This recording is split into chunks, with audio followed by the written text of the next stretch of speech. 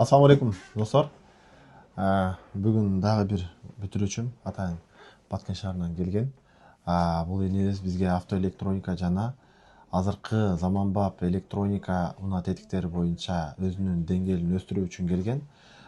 Бүтүрүп, бизде өзүбүздө иштеп, опыт ашырып, азыркы учурда өзүнүн жерине кетип аткан учуру.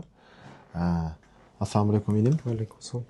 Сени мынакей сертификат менен сыйлайбыз. Акбаралуу уулу Расул. Бул лицензионный уже мастер продажа боюнча дагы келип, Расулга келип, кандай гана жумушуңар болсо, эми бизге кайрылган кандай кайрылсаңар, Расулга да ушундай кайрыла берсиңер. Буюрса барып Баткен шаарына ачат. Ошол жактан ушул жигитти көрөсүздөр. Эгерде бизден көрүп жүргөн кандайдыр бир Android дейсизби, кандайдыр бир электрондук буюм дейсизби, же болбосо оңдош керек дейсизби, мына биздин атайын бизден окуп барган, биздин деңгээлибизде жасап бере алат. Сага ийгилик, Расул. Рахмат.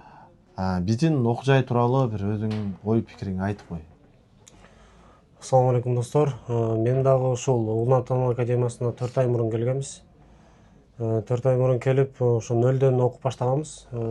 Бияк Элиманке өзү окутуп, буюрса жыйынтык жакшы. Сиздер да келип окуңуздар. Жаштар бул эртеңки келечек, андыктан кимде азыр кесиби жок жүргөн болсо, сөзсүз түрдө кесипке кызыккыла. Бүгүн башта, эртең результатын көрөсүң.